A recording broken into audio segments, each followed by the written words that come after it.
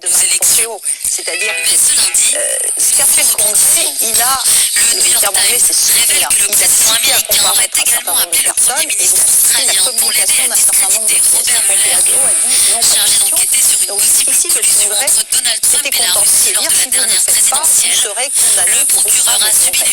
Et là ce qui est intéressant, c'est que les démocrates ont compris que ça pouvait durer longtemps et eux peuvent aller vite. Et par conséquent, au lieu de saisir les tribunaux, ce qu'ils ont tenté de faire, qui amène à l'enlisement, ils sont en train de construire un article de mise en accusation qui est entrave au Congrès.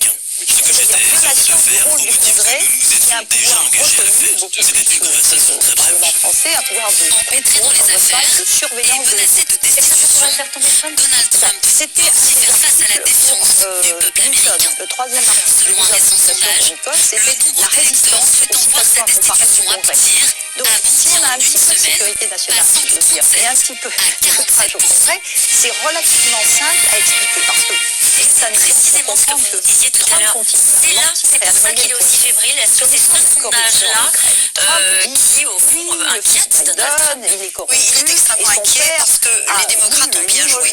Comme il a été dit, Nancy Pelosi a vraiment freiné au maximum parce que sur le plan de la stratégie politique, c'est un risque considérable. Mais à partir du moment où il y avait cette histoire ukrainienne, les démocrates se sont rendus compte qu'il y avait des chances de mener une mise en accusation qui ne soit pas uniquement partisane. Ils ont en fait retiré le dossier au président de la commission judiciaire, qui est un partisan de M.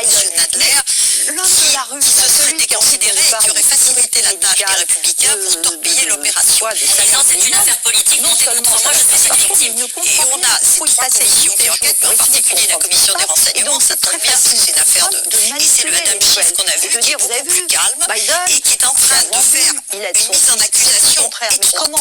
Parce qu'il y a tout un tas de démocrates qui voudraient ramasser, violation de la clause des monuments, ils s'enrichissent, ils feraient des sauts, et toutes les violations dont on parle depuis 2 ans et demi qui n'ont pas accroché. Parce que les Américains, donc là, on est en train de s'acheminer vers une mise en accusation sur ce thème uniquement, enjeu de l'intérêt national et de la sécurité nationale, par abus de pouvoir, fonction, bénéfice personnel, en espérant, parce que l'avantage des enquêtes, on a vu que Nixon, au fur et à mesure des enquêtes, il sort des éléments, et c'est ainsi que l'opinion bascule. Alors nous n'en sommes pas à ce qu'un certain nombre de républicains basculent, mais un certain nombre d'entre eux, dont c'est quand même préoccupant, ce n'est pas normal. Un autre discours. Aujourd'hui, les Américains, 47% du Américain est favorable à l'impeachment. Elle a 47% qui est défavorable à l'impeachment quand même. Et malheureusement, ça va à l'encontre du point. Dans le même sondage, vous avez encore 90% des républicains aujourd'hui, c'est très inquiétant à la destruction du président des États-Unis. Donc le sort rationnel tient. D'où la difficulté. Pour répondre à votre question, moi je pense que le détail, qu'est-ce qui l'inquiète en fait? C'est pas ce qui l'inquiète, c'est ça peut le faire tomber, mais pas par rapport à la narrative de ce qui se passe. Ce qui peut faire tomber, c'est que quand on avait aussi beaucoup affaibli à l'époque, c'est ça l'enjeu pour lui. L'enjeu, par exemple, c'était moins le détail des choses que l'image du président. La vérité, mais ça définit quelque chose. Et c'est pour ça, difficile à mesurer, qui tient à l'image qu'on a de quelqu'un. Et en fait, Trump, aujourd'hui, on se demandait des compensations, tout à l'heure, mais pourquoi maintenant et pas avant? Je pense qu'il y a aussi une accumulation des choses. Voilà, maintenant on arrive. C'est pas rien Twitter, mais les moyens qu'il a, apparemment il va encore prendre la parole tout à l'heure. Bon, ça, à l'instant, je suis épargné. Il vient de dire aux démocrates qu'il fallait qu'ils arrêtent de perdre leur temps avec des conneries. Et voilà. Les mots, là on va vers la malhonnêteté, c'est juste un moyen pour lui. On va vers la question de la sécurité nationale. Et là on revient à Nixon. Les autres couches n'ont pas disparu. Non mais avant même d'être destitué, et c'est ça qui est important, au final, on a un énorme problème. Quelqu'un, ça définit les médias sont aux mains de nos adversaires. Toutes les choses du passé, il faut qu'on ait une chaîne de télé de manière différente. C'est pour ça que tout ce qui s'est passé avant n'est pas, n'a pas été effacé. N'a pas du tout, pas du tout, ça a fonctionné de l'opinion publique. Parce qu'on va pas elle se base sur un discours, et le discours qu'on entend depuis quelques jours qui domine, c'est pas le discours de Trump, c'est indépendants. C'est le discours des démocrates, c'est le discours des grands médias, c'est le discours d'Adam Schiff, et donc il est très inquiet, et je pense que c'est la guerre contre les services. C'est assez stratégique de sa part. C'est pas rien aux États-Unis, la CIA.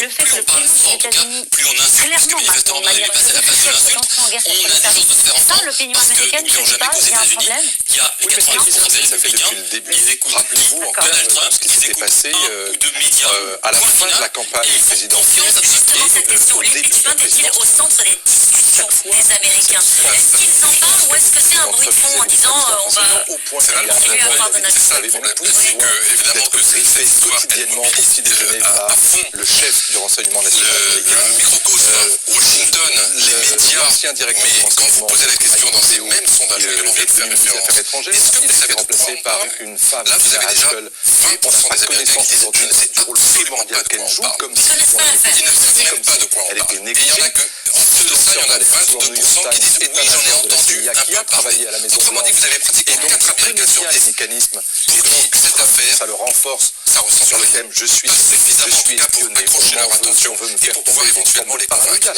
Et Et deuxième, oui, pour le moment, quand oui, vous avez le chef de service c'est très difficile de la communauté du renseignement, d'intéresser Dan Coates, au quotidien, jour après jour, les Américains à une histoire qui est abominablement compliquée et sur laquelle, en plus, c'est là où Thomas a raison de rajouter cela, c'est qu'au sein du Parti républicain, au président, il y a encore un mois, c'est lui qui a vous aviez 70% des républicains qui pensaient que le président était honnête. Il y a le À votre avis, depuis, ça a baissé, qui était ça a engagé, comme monté vous le savez, dans l'affaire russe, Autrement dit, vous avez aujourd'hui une sorte avec de bouclier qui est en train de se mettre en place autour de lui, sur qui est constitué non seulement des élus, et on verra peut-être qu'il y en aura qui vont se désolidarisés, mais pour l'instant, c'est plutôt on ses propres services de renseignement comme si c'était des une stratégie de défense cinquième cinquième colonne. Et on va en reparler son départ. notamment des élus républicains, encore une fois, dans un instant. Laurence Nardon, sur ce qu'en pensent les Américains de ce dossier-là. Et en posant la question qu'on se pose ce soir, est-ce que Trump tombait? C'est-à-dire que est-ce que le Trump indéboulonnable,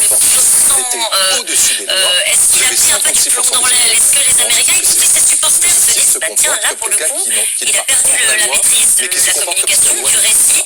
Ces affaires-là concernent des sujets qui nous touchent, nous, Américains, qui sont des sujets de sécurité nationale. Est-ce qu'il y a cet effet-là dans l'opinion ou est-ce que vous êtes sur la liste qui a été entre les chefs d'État. Alors, on regarde ce que vous avez tourné, vous l'avez un peu dit depuis le début de l'émission. À suivre l'affaire du matin au soir. Mais ce qui est important, c'est que dans cette affaire, l'impeachment, enfin le lancement de la procédure de destitution, c'est une affaire qui concerne, enfin qui est mise en œuvre par le Congrès. Et donc là, aux primaires, seuls ils le font, ils s'en occupent, et aussi on va en parler, analyse, etc. Mais c'est de ce qui se passe concernant l'élection présidentielle qui a lieu dans un peu plus d'un an, en novembre 2020. Et là, sur président Donald Trump, les candidats à la primaire démocrate, à se disputer l'investiture du Parti démocrate, ils ne sont pas aussi présents dans ce qu'on entend depuis une semaine sur la procédure de destitution, parce que eux, leur politique, leur démarche, c'est de cette fonction. proposer Quelqu'un qui ment quasiment à chaque fois qu'il ouvre la bouche. Et c'est pour ça que là, on va avoir le train parallèle qui sera le train de la campagne présidentielle et le train de la procédure de destitution qui est jouée par le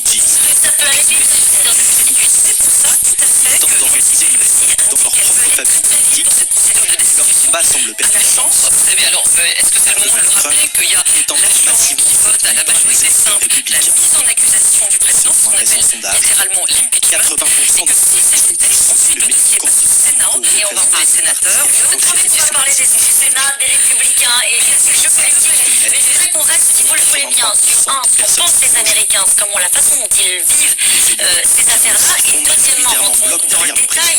Ces affaires, elles sont tentaculaires, c'est très compliqué, on ne va pas se raconter l'histoire de s'y retrouver quand on le lit au quotidien d'ici. Qu'est-ce que les démocrates vont devoir démontrer pour mettre en difficulté réellement Donald Trump Nous sommes seulement en train de commencer à gagner parce que nous voyons le succès des résultats de la politique de Donald Trump. Premier ministre australien. Est-ce qu'il y a vraiment un sujet parce qu'on a entendu parler de ça, est-ce que le fait d'avoir vendu